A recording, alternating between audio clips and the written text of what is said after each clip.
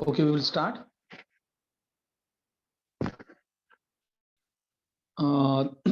It is from a place, this Leela or what we are reading today from Radha Damodar Vilas is from a place called as Thibadiux, February 1972. I guess it is some place from America.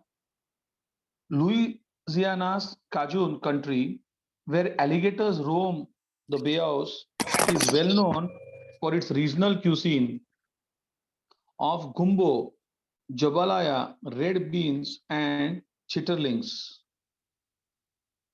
often pronounced chitlins. This is another word in deep south. Okay, 1 minute. This is another. There's a bit page in between. This is another word.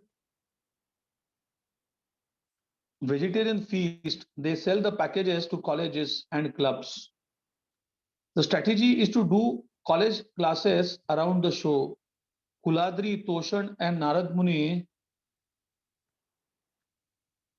go into departments such as theology or philosophy and arrange a lecture for Kirtanananda Swami, thus getting college classes along with a concert performance.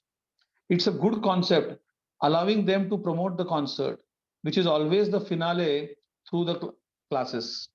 The college engagement in Thibadex is almost a catch-22. Although the devotees are booked to perform, there is no parking available for the buses. Toshan questions the college students who has signed up the contract. What am I to do? What am I going to do? It's all city property around here. There's no place to park on the school's property. No problem, I'll call up the mayor. The mayor and I are in the same fraternity.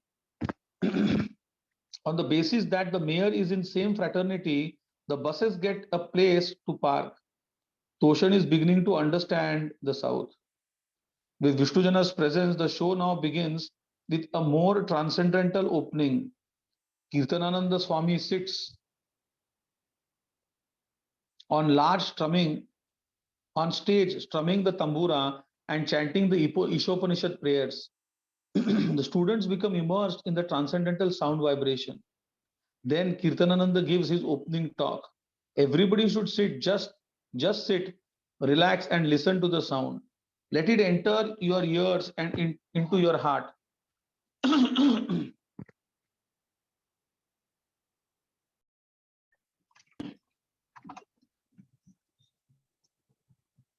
Let it enter your ears and into your heart. Leave all your worries behind and just get in tune with what is going on within you. He expresses the mood of the moment for college youth, even down in the Bayou. The next engagement is a big concert in a theater with Zubin's tie-dye tent on the stage. Kirtanananda Swami is the transcendental philosopher, preacher, while Vishnujan Swami is the charismatic program director, organizing the music and getting everybody to do their.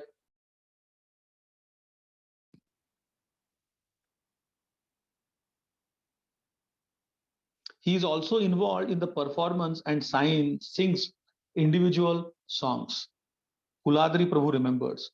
Vishnujana was on the harmonium and the deities were on stage. At one point, he got the whole audience to pay obeisances to Radha Damodar. The way he put it, now I want everyone to get away down low. Now get down. And everybody got down on their knees. It was like a transcendental experience for them to get down and pay homage to the transcendental forms of Radha Damodar.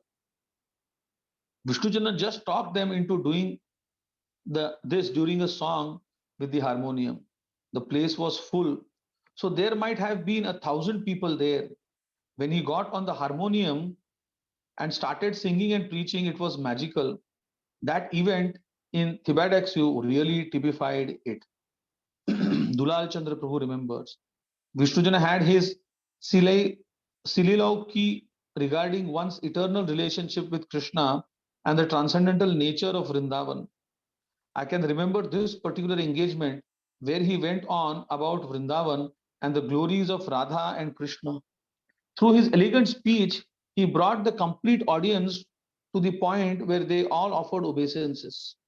Of course, The devotees offered the fee. 1 minute. I turned 2 pages, I get. Of course, the devotees offered obeisances, but all the people who came to this engagement also got down and physically offered obeisances to the deities after he gave this description of one's eternal relationship with Krishna.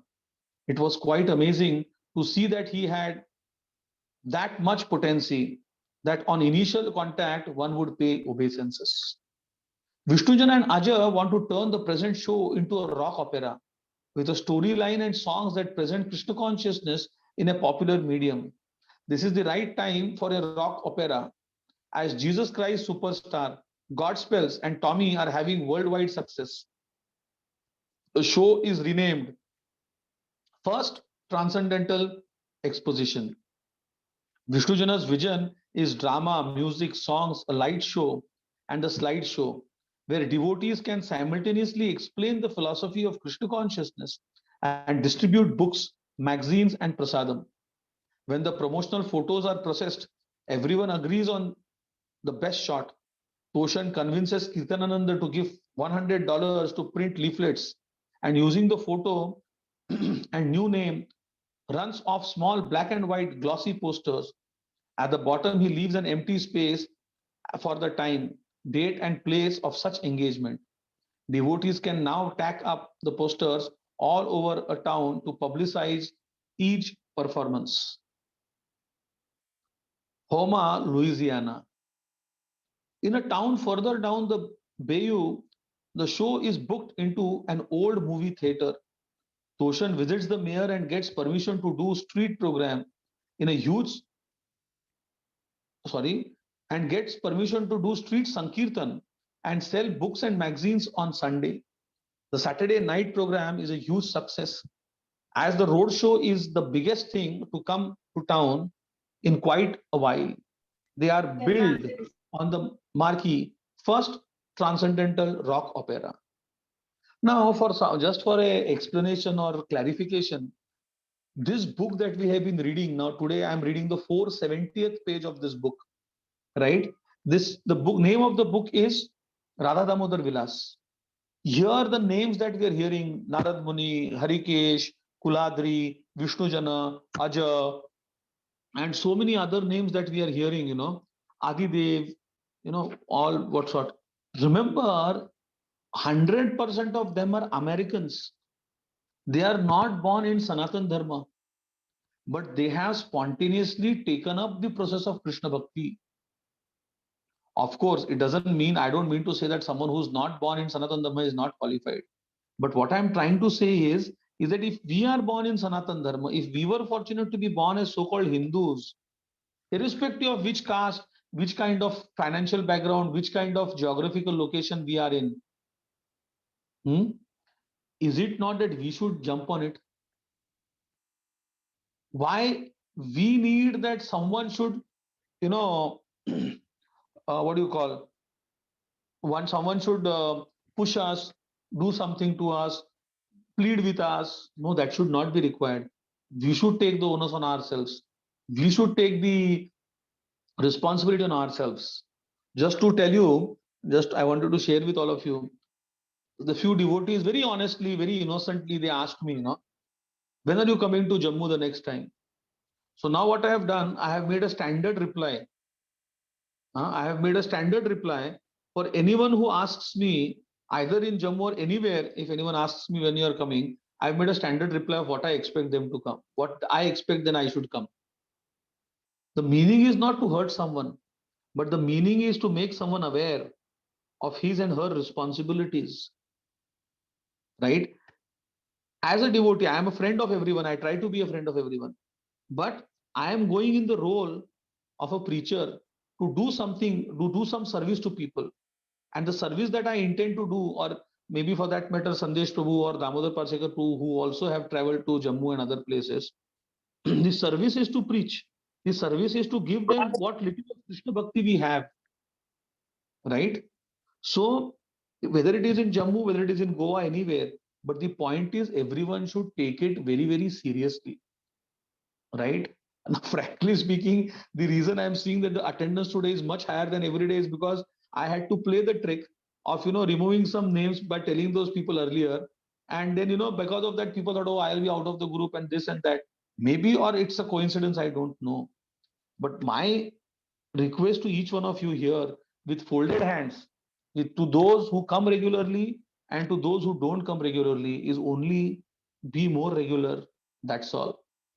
See, Prabhupada always said, like we were reading 2, 3 days back, boil the milk, Prabhupada said. Means what? When you have milk which has come as it is, you keep it, it gets spoiled. But you boil it nicely, it remains for a long time. You boil it more and more and more, you make it very boiled, very thick, we condense it, then it can remain for days. So similarly, our bhakti has to be condensed. If any one of us has been around in bhakti or trying to do bhakti, trying to chant at least for 1 or 2 years, I guess most of you are for more than that time, we should have realized that bhakti is possible. Sorry, happiness in life is possible only when we do bhakti. Otherwise, it is not possible. So, with folded hands, don't take my words otherwise, right? So, please join the classes, preach, chant nicely, and that's how we'll all be together. And why I started saying that is because of this. Here are these foreign boys and girls we are today reading. It's a purification. They are devotees. They are no less devotees than anyone else. They are pure devotees, many of them. We are leading, so it should be inspiring for us, right? What more inspiration we want? We hear some stupid stories of some American grandmother and grandfather, or some British grandfather grandmother saying something to each other, and then people framing, very flowery English and inspiring, and we feel inspired. That's not required. Our shastras have, perfect inspiration to give us. And if at all we like to get some inspiration from American stories and British stories, then these are the stories that we have to read, right? So I'll continue reading. I know you all have not come here to hear me, but to hear me read the Leelas of Lord Krishna. Homa, Louisiana. In a town further down the bayou, the show is booked into an old movie theater. Toshan visits the mayor and gets permission to do street sankirtan and sell books and magazines on Sunday. The Saturday night program is a huge success, as the road show is the biggest thing to come to town in quite a while. They are billed on the marquee first transcendental rock opera. Narad Muni Prabhu remembers. We had a slideshow with the music, and Radha Damodara were on stage. The slideshow would go on with a big kirtan after the show. A couple of hundred kids came, and they were highly receptive, because I remember sitting around for hours and hours just preaching to people afterwards. The next day, as the musicians and actors work out new ideas with Vishnujan and Aja, the other devotees go into town for Sankirtan. They divide into two groups. One party will go downtown to chant, and the other will go to the shopping mall in the suburbs to distribute back to Godheads. Harikesh Prabhu remembers. They left us in town, myself, Shrutakirti, and a few others. We were on the street chanting. We came down the street and made a turn where there was a park. All of a sudden, a sheriff's car drives up, and the sheriff gives out and starts cursing at us. What the hell is going on here? Shrutakirti Prabhu. We were on the street and it was very simple, just chanting and passing out BTGs.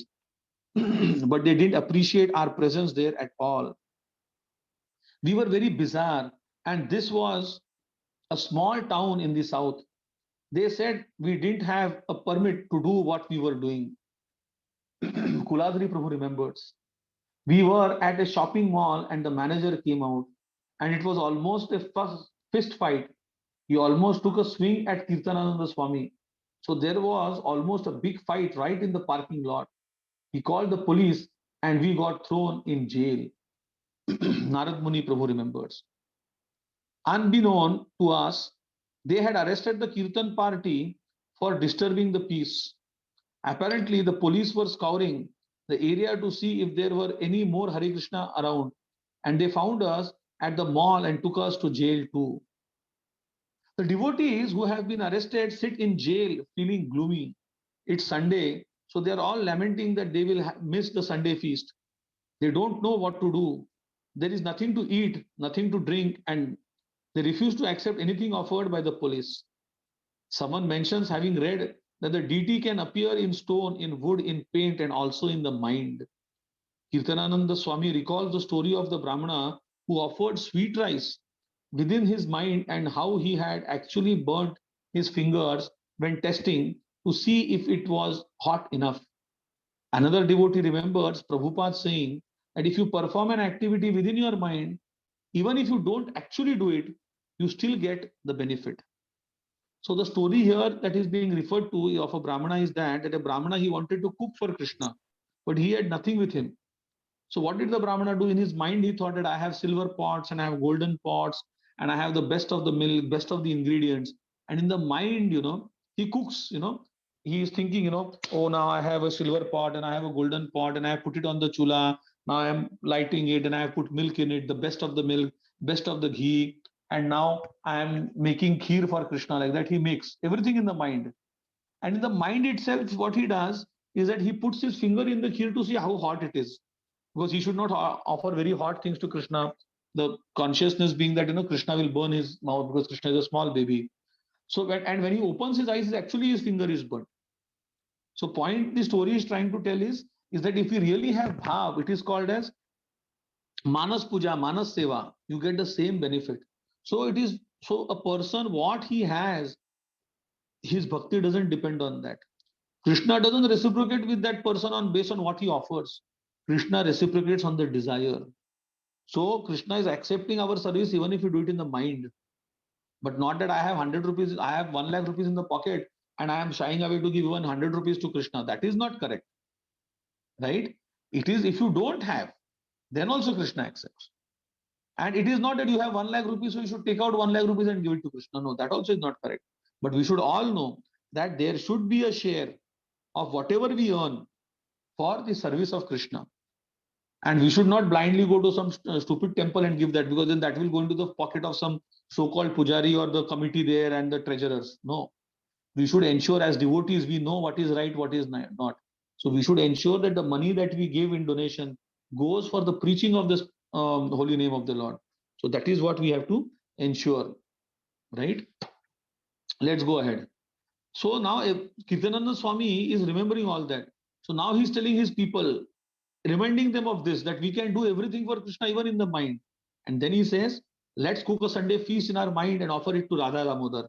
Someone says, we can also have Tulasi Puja and an Aarti for Radha Damodara before the feast is served out. Someone else suggests.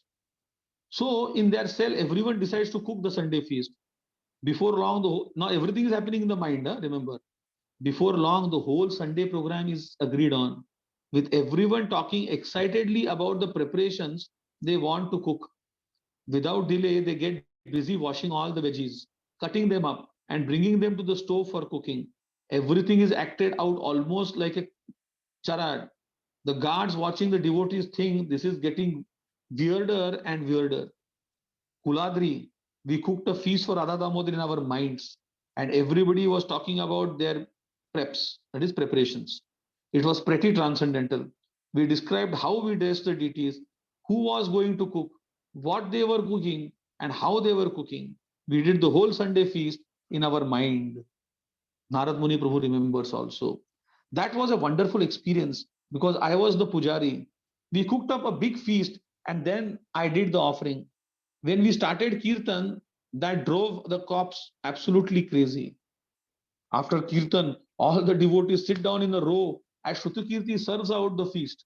अभी वहां पर क्या है कुछ नहीं है, everything is in the mind. As they enjoy the prasadam, Kirtananda Maharaj comments, this is the only feast I have ever been to where every preparation has turned out perfectly and there is a plenty for everybody. We even have something left over for the guards. The guards are agog, shaven heads and robes, and now they're actually eating this imaginary food. At this point, Shrutakirti comes over to offer prasadam to the guards. Would you like to have a plate? Now just think, as a third person, these are American people, they don't know anything about Krishna, these guards. And these people have been arrested, these devotees, and they've cooked a feast. Now they're seeing everything is imaginary. And what is left over in imaginary feast, he's even offering it to the guard. Meanwhile, the devotees looking after Radha Damodar on the bus are concerned that nobody has returned for the Sunday feast. Mahamaya Devi Dasi remembers at about 4 o'clock, devotees were still missing, and one of them was Kirtanananda Swami. I remember we parked in front of a lawyer's office. We went and asked them if we could use their bathroom, and we all took showers in there. All of a sudden, the sheriff arrives and tells us, "You got 4 minutes, and I mean 4 minutes. Get out of the town." We had to get out of the town fast, and we didn't know if they had already sent the rest of our men out too. So I had to go back into the lawyer's office and get Aura out of there. One devotee was inside still. Vishnujana, Shilavati, and I were on the temple bus, and Radhakanta was the driver. Bob and Aura's bus was also there. As the two buses drive out of town, Vishnujan is not sure if the sheriff is letting them go or setting them up for something else. It was so nice all day, and now this. I wonder if they are trying to drive us out to ambush us out of town. Maybe a couple of deputy sheriffs will be awaiting for us somewhere. Shilavati is upset by the incident. Oh my, the Ku Klux Klan is really big around here. What are we going to do? What if they do something to Radha Damodar? She's worried about what they will do if anything happens to the DTs. Nobody knows what is going to happen and what will be the result. After all, it's our duty to protect the DTs. What are we? Just a few devotees against a bunch of these southern rednecks. Ajay Prabhu remembers. It wasn't one of the devotees that went to jail. We were saying, where did they go? What happened? They disappeared. Sometimes buses would get lost from one another. We had a very large caravan going down the road, and sometimes we'd lose each other on these country roads. Miraculously, and this always struck me with wonder, we'd always find each other. I never knew how it happened. I would think that we were totally lost, and then somehow or the other, we would find each other again. Toshan Krishna Prabhu remembers. I had gotten permission from the mayor that they could do book distribution and Sankirtan. It was all lined up. The next thing I knew, I got news that Kirtanananda Swami and everybody was in jail. I didn't know where the DTs were. I never got so far as to go into the jail, but I went to the sheriff's office in the middle of the night. What's going on? I've got permission from mayor. The deputy said in a drawl with his feet up on the desk. Yep, the sheriff and the mayor, they don't get along. The mayor wasn't enough, so I contacted a lawyer from New Orleans and they got out. When the devotees are finally released, one of the deputies remarks to Kuladri, "You're lucky ya didn't get hung. You all are in the wrong place.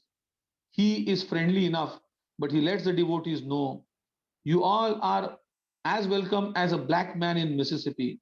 Ah, don't know what you guys are, but all you are better get yourself out of here. If you are sane, just get out of here." The police wants them to get out of town and never return. There are no more shows booked anyways, so they just leave. Toshan Krishna Prabhu remembers. We had these buses painted up with flowers on Hare Krishna, mantra on the side. So the town police did not like it. This was easy rider country. In one town, every cop car in the country was following behind the buses. Finally, we thought it would be better to keep going. There were occasions when they would say, "There's the country line, county line, just get on the other side of it." As a promoter, I used to hitchhike throughout the whole South, where my bead bag was summarily inspected many times. New Orleans, March 1972. St. Mary's Dominican on St. Charles Avenue in a Catholic woman is a Catholic women's college run by the nuns. The girls come from wealthy upper middle class families from the ritzy uptown section of New Orleans. Tonight, a special co-educational program is held in the auditorium for the students and their guests. Everyone is highly receptive to the performance. After the play, Vishnujana gives a talk that is so all encompassing, It completely enters everybody's heart.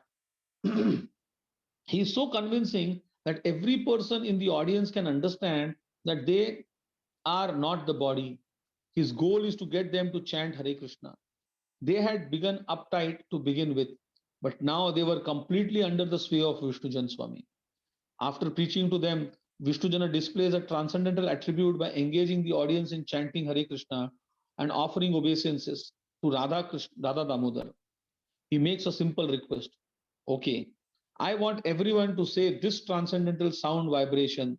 Repeat after me. Narad Muni Prabhu remembers. I have never seen in all my years anything comparable. Vishnujana Maharaj had this prayer into Radha Damodar, a prayer of submission and service. It was so mystical. He had 200 people walk up to the deities, fold their hands and repeat after them. My dear Lord Shri Radha Damodar, I am your eternal servant. Please make me dance as you like. It was this real far out mystical prayer, and they all said they were just completely enamored by the beauty of Radha Damodar. 200 people standing there with their hands folded. It was really a display of some mystical potency. Garidas remembers. He got them so involved in it that at the end he described what it is to actually bow down and pay obeisances to God. And they all bowed down and paid obeisances to Radha Damodar. It was astonishing. Vishnujana would engage everybody by getting them to say Hare Krishna and pay obeisances. They didn't know what they were saying, but he had that potency to get them to respond and participate. During the day, the New Orleans devotees go out for Sankirtan in the surrounding residential areas to chant and distribute BTGs. The roadshow devotees accompany them, and Vishnujana leads out the chanting party in the streets. Many people come out of their houses wondering, what is this noise? As they come out, devotees distribute magazines to them. Vishnujana also leads a Sankirtan party to the French Quarter, but there is too much belligerence from intoxicated people who always hang around the area. The next concert is at New Orleans hippie hangout, your basic bar with a dance floor and a stage. Toshan and Kuladri are becoming expert at selling the show. Kuladri Prabhu remembers. We were now selling it at a rock opera. I remember going into these places and trying to sell the show for $1,500 using George Harrison's name, dropping in every chance we had and having tapes of music. Willie's Purples was a regular bar with flashing lights and a dance floor. It's a transcendental rock opera. George Harrison has listened to our tapes. It's a different. They thought we were weird, but in 1972, it was in to be weird. I'd go to the newspaper to get some advertising. We always sent packages ahead of time. We are coming to town. It was not a normal regulated temple program. It was austere, but it was fun. During the engagement, controversy develops whether the deity should be on stage in a bar. But Vishnu is adamant that Radha Damodar are part of the show and people should be. Krishna goes everywhere to spread this movement. Maharaj knows how to talk to hippies and he wants to engage them in the ancient rite of Bhakti Yoga. Mangalananda Prabhu remembers. So Radha Damodar were bought in. We had people out there sitting at tables and at the bar. We did our songs and a kirtan, and then Vishnujana spoke. I'll never forget this. We are going to make an offering to the Lord of the universe. We are giving our food back to Him. So we are making this offering. Please bow your heads. The way he described it, he is so dramatic. I remember seeing these guys at the bar with their beards in their hand, bowing their heads. After the offering and the kirtan, we passed out the prasadam, and they were really going for it. These were pious people in their own way. They took the prasadam and loved it. The hippie thing was happening. So a lot of people pretty much accepted us. That's why we could be there and not shock anybody, anything goes. Toshan Krishna remembers. Radha Damodar got a whole Friday night crowd under Vishnujana's sway. His hypnotic way of preaching and he got everybody to bow down to them in a bar. Vishnujana Maharaj and Kirtananda Swami are a very intimate team. Vishnujana has a submissive attitude in his relationship with Kirtananda, and the devotees are inspired to see someone as well know the charismatic as Vishnujana places himself in a humble position. He always sees Kirtanananda as a senior god brother, and that mood of respect makes things work really well on the party. Two Swamis have their individual styles, yet together they are good combination. Whenever they give class, no matter what subject they are talking about, Kirtanananda always comes back to Bhagavad Gita, while Vishnujana always comes back to nectar of devotion. News of the successful traveling party in America soon reaches the ears of the devotees, traveling and preaching with Srila Prabhupada in India. Yamuna Devi Dasi Mataji remembers. We were in London doing the Beatles thing, and then we toured clubs in France, Germany, and Amsterdam. So we knew what it was like to do clubs. Later, we heard that Vishnujana was doing clubs too and getting people to chant. So there was an immediate feeling back and forth that we were doing similar things. There was a feeling of connection to him from that. Then we heard stories of him really changing people's lives and developing tremendous charisma. All the things that I had remembered about him, I thought he was evolving in Krishna consciousness. With this, we finish the 16th chapter, and the 17th chapter's name is Over My Dead Body. Discharge of Krishna consciousness in our primary is our primary objective, and all other relationships should be faithful to this principle. Houston, Texas, March 1972. The Houston temple, originally opened by Vishnujana Swami in December 1970, has now moved to a bigger facility, an old house on Hawthorne Avenue, and is managed by Hridayananda and his wife, Ananga Manjari. The temple room is a large open space with lots of lights from windows that face the street. The big bedrooms upstairs are now ashrams, so everyone can live in the temple. The roadshow caravan has arrived, and the buses are parked beside the house on a strip of land belonging to the temple. Radha Damodara placed on the altar, which is a special treat for the Houston devotees who normally worship a picture of Panchatattva. With all the new people, the temple triples in size. Living in a temple environment affords the traveling devotees the luxury of chanting, catching up on the latest news. Prabhupada has been in India since last October. After leaving New York in July, he spent 5 weeks in London and 4 weeks in Kenya before landing in Bombay on the morning of October 20. He has subsequently acquired large plots of land in Vrindavan and Bombay, and just recently has performed foundation stone laying ceremony in preparation for the start of construction of two major temples. In addition to the two rooms and veranda he has occupied at Radha Damodar temple since 1962, Prabhupada has now been offered 8 more rooms by the temple Sevites. Excited about the preaching opportunities in India, Prabhupada has requested Karandhara to send 50 more devotees to India by the end of March. As Prabhupada launches his construction of major temples throughout India, his inexperienced disciples have to put aside all personal considerations and take up the responsibility of financial, legal, and organizational problems in a country whose language and traditions they are only just beginning to grasp.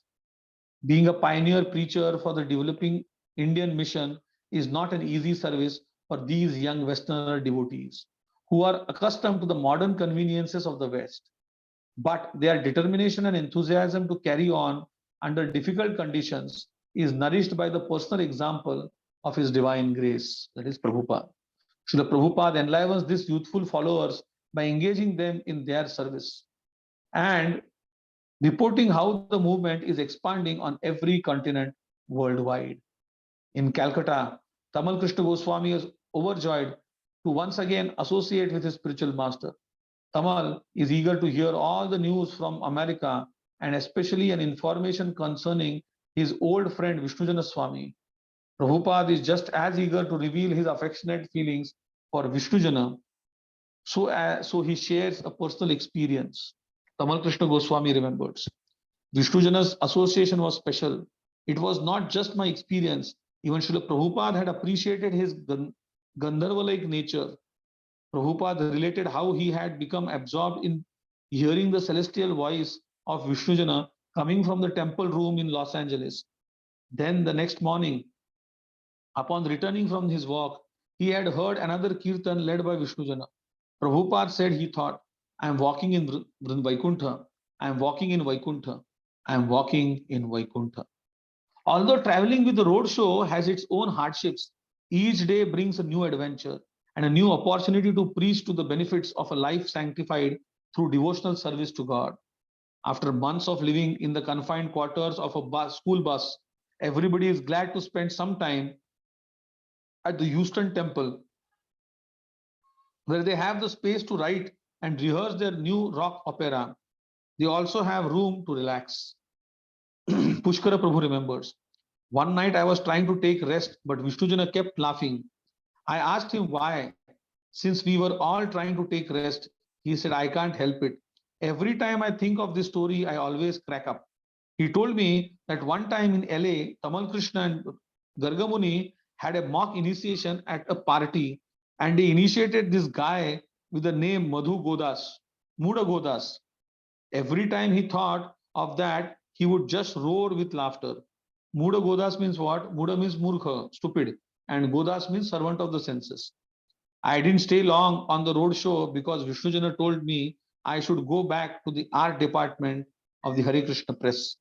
I don't know why you are traveling with us. This is not good. Vishnujana Swami, Ajay and Gadi are developing a concept for a more organized show, an actual drama with a theme and a plot. They have taken the fish play idea and expanded it into a larger production with a character called the Jester played by Ajay. The jester is an extravagant character, an outlandish hippie with frizzy red hair who will get the mercy and be taken to Goloka Vrindavan. Toshan Krishna and Kuladri are solidly behind the rock opera idea. They keep busy booking college engagements, radio and TV interviews. Although everybody is busy writing and rehearsing the new material, they still go out daily with Radha Damodar for Sankirtan. At the fancy indoor malls, Vishnujana Swami Maharaj leads the chanting with a tiny harmonium that Kirtananda Swami has given him. He wears it strapped over his shoulders as he chants always, wrapped in the ecstasy of the holy name.